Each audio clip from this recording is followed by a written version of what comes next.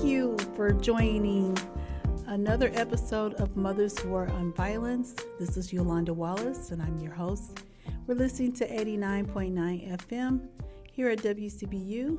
We thank all of our sponsors, and I'm going to introduce our guest for today. Her name is Miss Rachael Parker. Thank you for joining me, Rachael. Oh, you're welcome. Thanks for having me.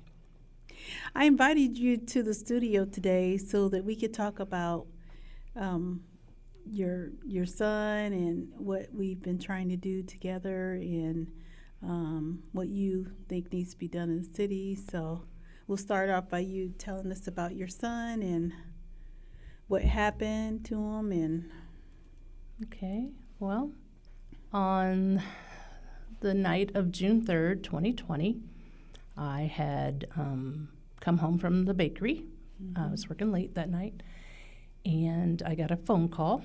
It was about 11, sometime after 11. I don't know exactly the time, from his girlfriend saying, had I talked to him that day? Mm-hmm. And so I told her, no, I hadn't. And I could tell in her voice that something was wrong. Well, first of all, when the phone rang at 11 something at night and I saw her name pop up, I knew something was wrong. But even before that, let me go back a little bit. When I got home from the bakery, I was sitting on the couch talking to someone on my phone. Mm-hmm. And then while I was talking, you know how your phone buzzes and you can tell someone's calling you. Well, I looked and it was Michelle, and I was like, okay. So I clicked over, and she asked me had I talked to Ryan. I said no. And then she said, they said Ryan got shot. Mm-hmm. And I said, I had just heard gunshots because it was just down the street from me. So I had heard the gunshots when I was talking on the phone, thinking that it happened on Knoxville because that's how close it sounded, but not knowing it was just 2 blocks the other way. On Bigelow. On Bigelow. And so after she said it, my heart just sunk because I knew I just heard. And I said, where is he? And she said, down the street from you.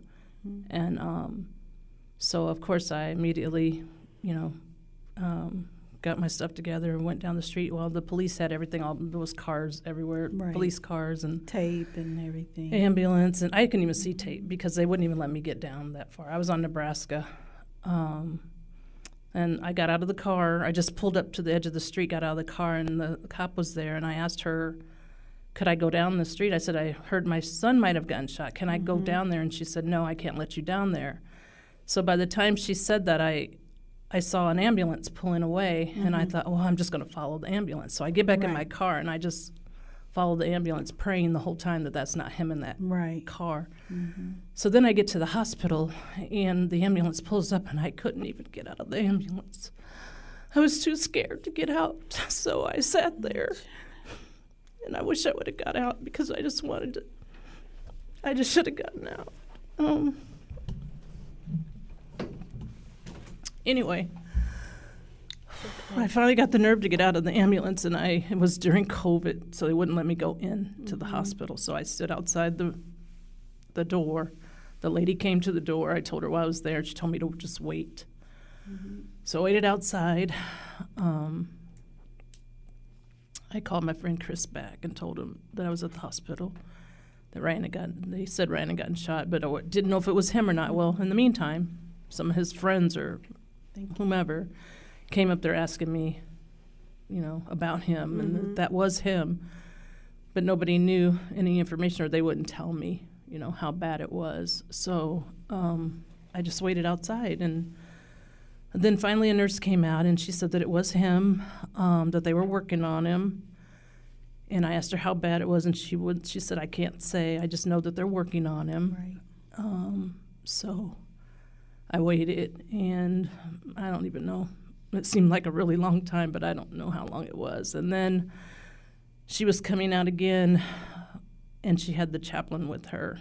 And as soon as I seen them walking toward me, I knew. I just knew it. And then she said, are you Ryan's mom? And I said, yes. And then she started to say, I'm sorry, but the only thing I heard was and then I just fell to the ground. I don't even remember after that. And what year was that? That was June 3rd, 2020. And it just doesn't seem like it was that long ago. Sometimes No.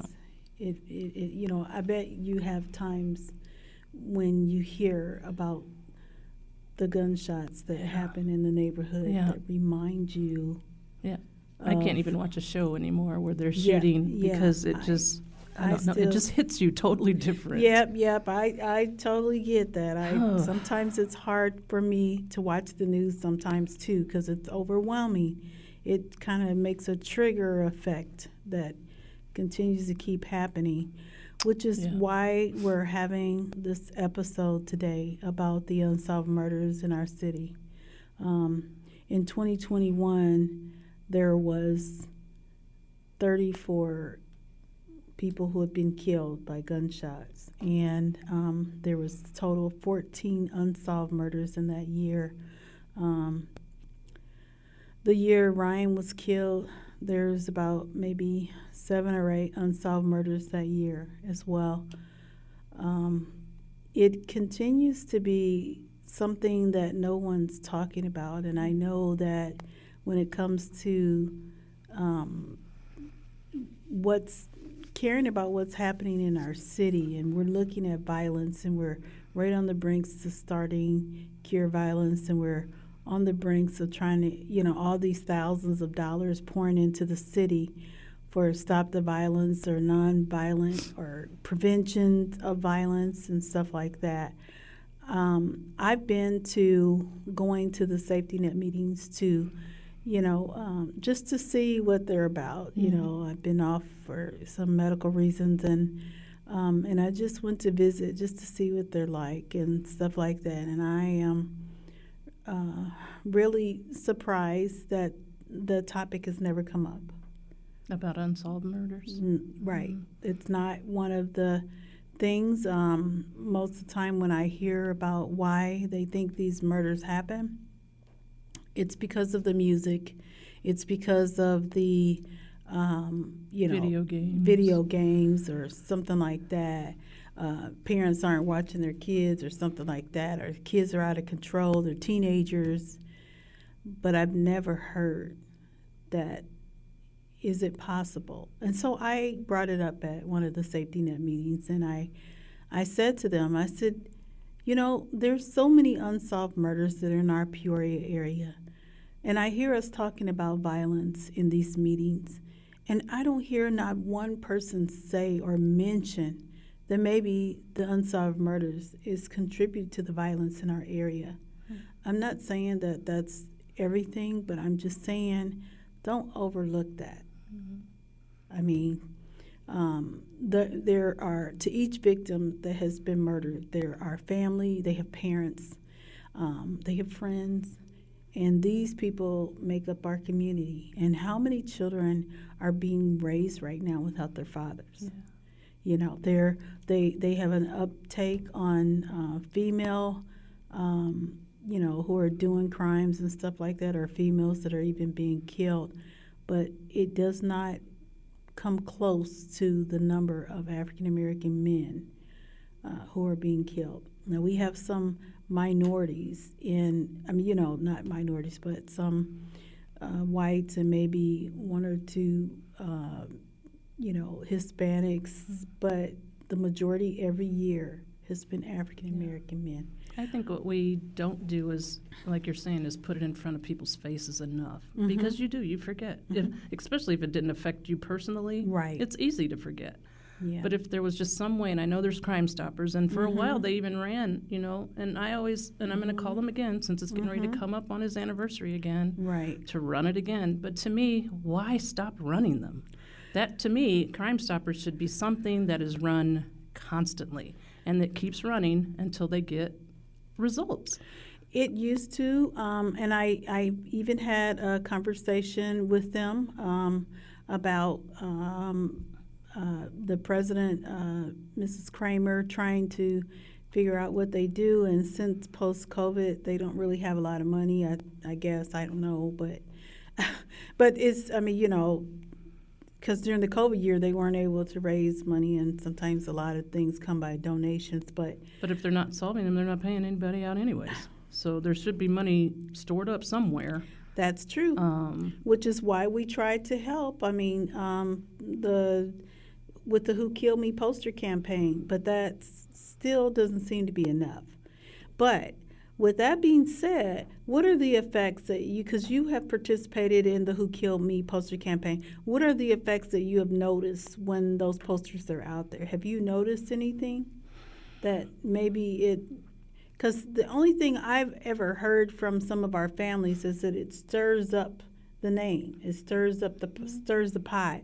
It gets people talking about them again, about what happened, who knew what, and things like that. Right, and I don't see anything wrong with the posters being up. I know you have said that there's some where you've put them up and the next thing you go and they're taken down. But, we've got one posted outside our shop, and people have said when they've come in, or even at the stores, my daughter has been stopped before, and people were like, they either saw the poster or they knew who Ryan was, and they recognize her because she looks so much like him. She does. So I don't see any harm with putting those up, anywhere we can put them up, and then keeping them out there or passing them out if you're at a certain place and say, hey, this is still an unsolved murder. Right. Just looking for somebody to say something. I've called on 2 agencies and actually went and took those posters to them myself, and they were Carver Center and PCAF, because I know that they have more manpower than I would have, volunteers to come out to help me, just to see if we ask outside of the box for the community's help with all the community agencies that we have in place around here, if we could get the help. I haven't seen them out yet, but I did go and ask them and tell them about what we've done, and we've been doing that for 10 years. The ironic thing about it is that, Rachael, you have been supportive of the Day of Remembrance, the John Buckley Memorial Garden, all these things prior to Ryan and what happened to your son. And do you see any difference than you did then? Difference in what? How things are now as far as resources and help. I can't really speak to beforehand because, again, if you're not going through it, you don't pay as much attention to it. Right. And that's, I think, with anything. But and I think that that's probably part of why we can't reach the people we want to reach, because it hasn't touched them yet. But let it be one of their kids. Let it be one of their family members. Then everything's going to change, So it's like with everything else. Unless it affects you directly, I'm not going to say you don't care, but you don't have that same connection to it. And so it kind of gets put on the back burner a lot. And the other thing is we had a billboard last year for the 10th year anniversary. It was probably a strange thing that, and before I put up these billboards and stuff like that, I notified the family to let them know this is about to go up. Yeah. I turned you down the first time you came to me. For the Who Killed Me poster campaign. Right. Yeah. Because at first it was like, no, I don't want that out there. No. But then I got, why wouldn't I want that out there? Yeah. Because I want somebody to say something. And how are you going to say something if you don't even know who I'm talking about? Yeah. And I think out of sight is out of mind. And I think the posters and the billboards are a reminder to the children of the tragic, murderous things that have happened in the past that nobody's talking about right now. So we all want to talk about, we want to live. Some of these kids don't know if they're going to live past 16, if they're going to get to 18, if they're going to be 21. Okay, we don't know that either. But I think that we should try our best to put it out in the forefront that these things have happened. They're unsolved murders, and we should think before we start playing a video game and going to go get a gun and shoot somebody. In the safety net meeting, we also found out a lot of the shooters were starting to be teenagers. But if you won't have these pictures on, in front of them to realize these are real life people, they do have family, then I don't think that the kids are going to really connect with it as much. But when you heard the billboard was up, what were some of the things that you heard about it? Some people told me they'd seen it and just wondered if that was the only one. was this something that was going to continue to go on? And Yeah. so, And that all would depend on funding and stuff Mhm. like that. And a lot of times, majority of our families affected by gun violence, they don't have any money. And we have been supporting ourselves and our families for the past 10 years. Mhm. To me, that's kind of sad. And some of them that it's happened Sad to are afraid to even go out. I mean, they want to stay kind of to themselves. Yes. So Because if you don't know who did it, then why do you want to put yourself out there? Yeah, So, I understand that, and I hear people saying that as well. But I feel like with all the federal funds and government money that we get here coming to Peoria, on the state level, on the federal level, why isn't it a priority? That Mhm. is a question that I have for all the city council, the state's representatives, for all of them. Now I do know I spoke to the police chief quite a bit, and I honestly have a really good detective that's working Ryan's Mhm. case, and I really trust that he's doing all that he can do. Right. But to the police chiefs, I'm not like taking his side or anything, but he's trying to get He is. more detectives, but I've they're talked not to him. out there. I know it. I've talked to him He's as got well. the money to hire them, so Mhm. the city council has given him what he needs, but he can't find what he needs. So it's I kind of a understand that. catch-22. But that's why Um, you have organizations like ours, and I don't think there's any other in the city, who are actually trying to find out who killed someone to Yeah. help support the Peoria Police Yeah, Department. at Because least doing that's our what part, what we can that's do. what we're doing is our part as the community, the Mm-hmm. survivors, to try and help support the Peoria Police Mm-hmm. Department. We can't solve those crimes. We don't have a reward to give them. Crime Stoppers has that, but we need to have their faces out there so that people can see who we're talking about, and I've even talked to the chief and different ones about partnership and agencies who actually get federal grants and stuff like that. Even Peoria Arts and, all the different agencies that get federal grants and state grants, about why isn't it enough help for this particular issue.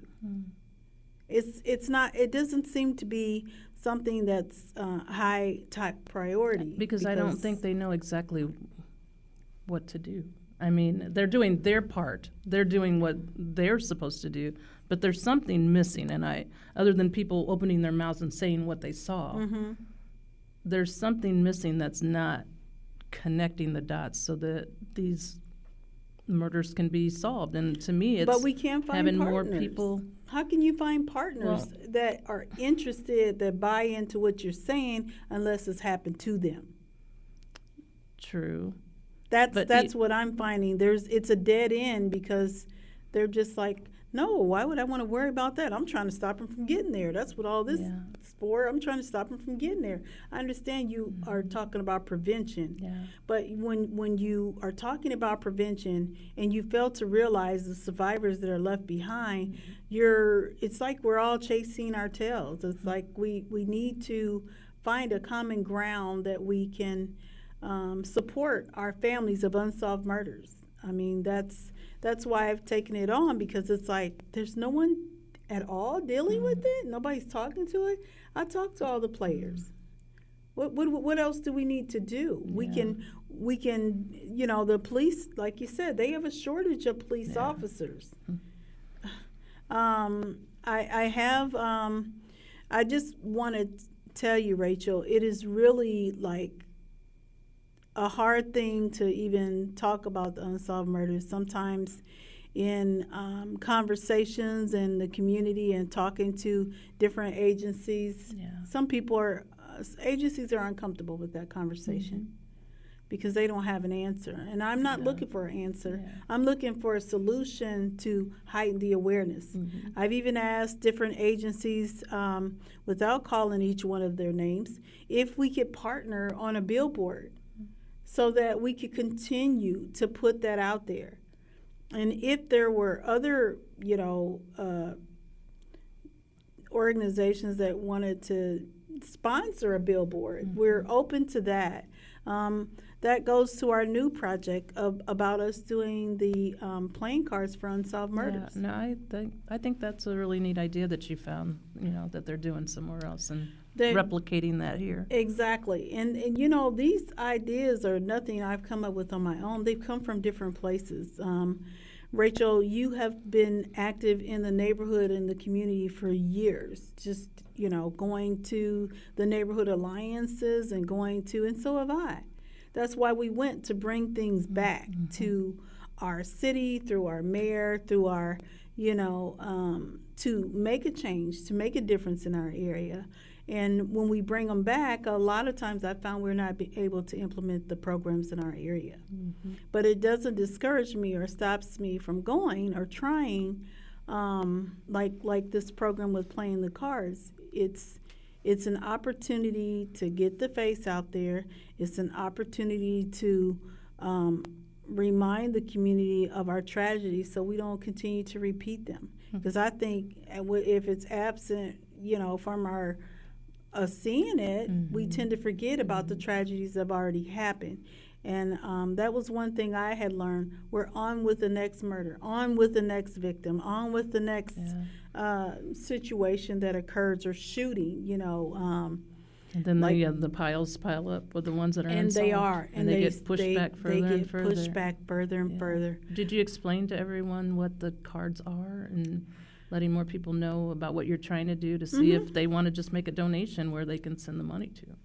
Yeah, but I have, I don't know if I've asked for donations from other people outside of it. I've asked our families if they wanted to donate, and that kind of helps keep the printing costs, controlled and help us to get what we need done. But the biggest hurdle, I think you said, was getting enough faces on those cards. Well, that may be one of the issues that I wanted to get more people involved. But when you have that stigma that people are afraid to come forward because they're afraid of retaliation, they're afraid of all these type of things, why I think it's going to be a bigger challenge than what I thought. However, it's not going to stop me from filling that deck, because if I have to fill that deck with the same faces to fill the deck, that's what we're going to do. We're going to get that deck filled. Why? Because it's important that those cards go out. It's important that those faces be remembered. One, it's important that the families don't feel that they're forgotten, because that's the other thing that's happening in our city right now. The families are feeling left behind. We got all this new stuff going on around us. And everybody knows like I was saying, the first couple weeks of my son being killed, I remember, Rachael, I seen you during that time. Did you remember seeing me putting up those flyers? Oh, yeah. I do. I do. And everybody was so afraid for me that I was going to die or that I was going to get killed or something like that. And it had J Buck, you got my back. You know what I'm saying? Do you have my back, J Buck, or something like that? I put on there, and I put them up around town, and that was only 2 weeks. So I just can't imagine 2 years. As many years. I mean, we have some families that have been gone 20 years without not knowing who did anything. And there's been no support system for the unsolved murders. I mean, if there are, I mean, you know what I'm saying, I'm open to suggestions of ways that we can try to figure this out. But I don't know. It's quite a interesting journey, this unsolved murder thing. However, and just knowing that 80% of African American, 80% of the homicides in Peoria, Illinois, have been African Americans. And then we're trying. It's just like Martin Luther King said, let me pull up by my bootstraps. I ain't got none. We're doing the best that we can. And I'm glad that you're here today, and I commend you for coming in to share your story, because it is hard. the feelings that go along with it. I don't like myself personally because it's hurtful to see my friend that has to go through that, and knowing that there's somebody out there who knows something. Right. But how can people live with themselves knowing? You know, if I saw somebody get hurt, I don't care if they didn't get killed, if they just got hurt in a car accident and I seen it, I couldn't sleep. I wouldn't be able to sleep at night knowing that I saw somebody get hurt and not say anything. Right. I mean, there's ways now that you can say things without even people knowing who you are with the 211. Right. And I'm sure there's, you know, even again through Crime Stoppers, you can make the call, even though people think, no, the police are listening or they can, you know, track me down or whatever. They can't. They don't want to. They want to do what we want, and that's solve the case. And so... and you need people to come forward to be able to testify, or that has texts that says that they know that somebody did this, because that's one thing I've noticed in dealing with the unsolved murder families, is that a lot of them are saying they know exactly who did it. The police know of a name. They're telling. We run the Who Killed Me Facebook page, and that page right now has 24K audience on there who actually are engaged with the Who Killed Me Facebook page. Okay, we see all this, and some of them that have been unsolved for some time, and you'll see them post the killer, and it's the same killer 4 or 5 times that they're saying who did it. But you don't have enough evidence to, you know, convict him. It's terrible. So unfortunately, you got some smart killers out there, which is really sad. It's really sad, and it makes it harder, and it's really harder on the family, because you guys, we're the ones who have to carry on after the fact. But we can't give up just because we don't have, you know, what we think we, you know, want to have or whatever. But we have to look. I look at that dashboard. Can you tell me what that dashboard says about the Who Killed Me page? You need Read to blow those it up, numbers. because you know I don't have my glasses on. Okay. Okay, wait. What do we hear? The post reached 24.5 thousand people. Yes. Engagement 12,000. Yeah. That's a lot of people. Just that some out of all them people, I know somebody knows something. You know, they look at these pictures, they share them, and things like that. But we need answers. We need somebody to come forward so that we can let the families have peace, some type of comfort. I don't know what the answer is, but what I do know is that nothing is unseen by God, that he is not going to just let them get away with it. Some way and sometime, you know, that common thing about reaping what you sow, I believe that it comes back whether we see it that way or not. You know, or we get to see what that reap what you sow consequence thing was. And sometimes there are other cases like mine that was solved, and going through post-conviction court was just a nightmare. And most people say, what is that? Nobody knows what it is. Post-conviction court is when somebody has been killed, and the law, the you know, our legislations give them the right to appeal it 3 times, to overturn the case. Regardless of how much evidence was presented. That's right.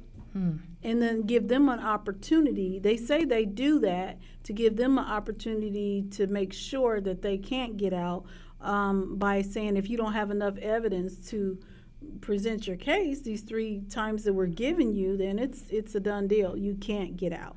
So after the 3rd time, he can't anymore. So, and if I can just give a parent just a little bit of peace, like I said, Mother's War on Violence is designed to help our families with the things that we're dealing with. It's a war right now. It's a war to keep our kids safe out right now. it's a war out there to keep the kids from not shooting each other, and trying to keep them in school and get a career and things like that. It is a challenge right now.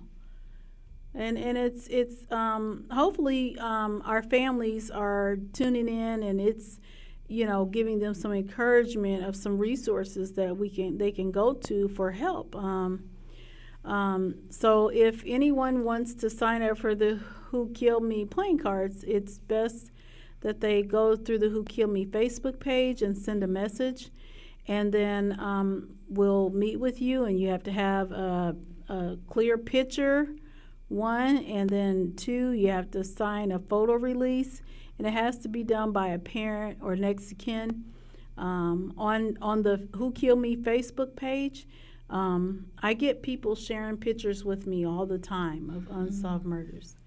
And that's okay. I can share them there, but I can't put them on a billboard. I can't put them on a flyer without permission, consent from the families.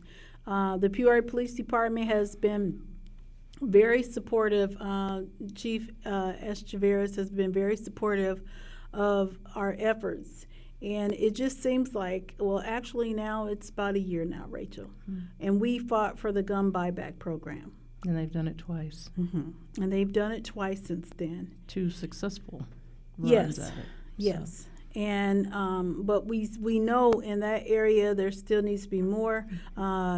Chief Echeverris is doing a great job on with the stops and checking the cards, because that's the only way we're going to get these guns off the street.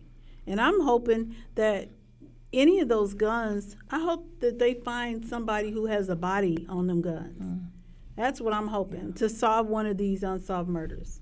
That would be great.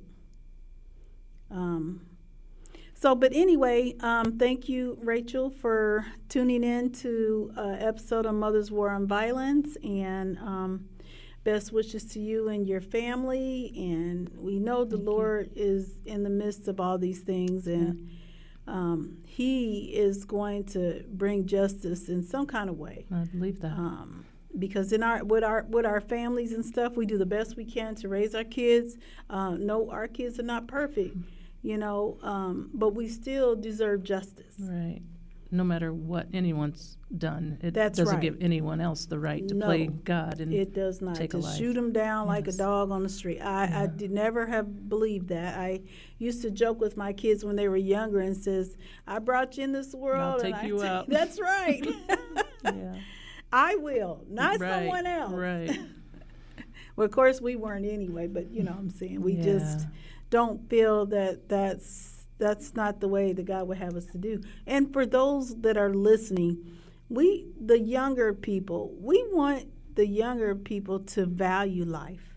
Okay? I don't want to look at my grandson and he has, his dead uncle's name and remember that he's dead. I want him to see that maybe this has happened, but I have a stronger, brighter future than what's, than what happened, to his uncle or whatever. That's the future we're trying to paint. Right.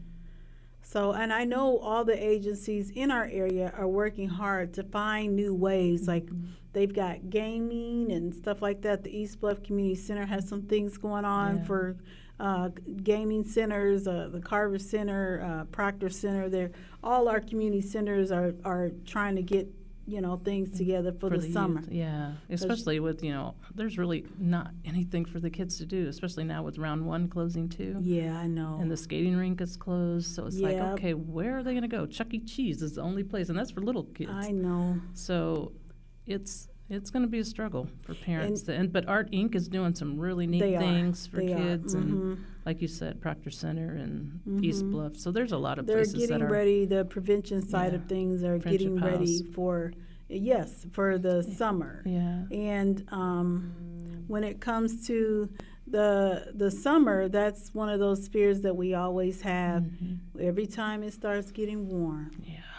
Do you get that feeling too? Like I get a knot in my stomach. Like people get crazy in the heat.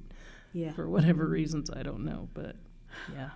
Yeah. So But we're going to put our hands on deck and do whatever we have to do as well to support whatever agencies that will have us. We're always available, made ourselves available for a helping hand to come and talk to some of the kids. I mean, I know we've got more fathers, which is great to see now, coming out, supporting the kids in the after-school programs and going to the schools, and they're really visible right now, which is great. But I also know there's a place there for us mothers too. Right. And you talked a lot about, there's a lot of young kids that are being raised without their dads, but in addition to that, some of them are being raised by themselves because their moms are having to work, 2 or 3 jobs just to keep up with everything. So and there's some who have lost mothers as well. And sisters and brothers and stuff like that. But we just have to, be prayerful, and like I said, the young people, we need to figure out this way to get this thing. Value life. Yes, life is hard right now, but it doesn't give someone the right to take someone else's life. It's not a video game. Right. They can't come back from it. It's done. Thank you, Rachael. You're welcome.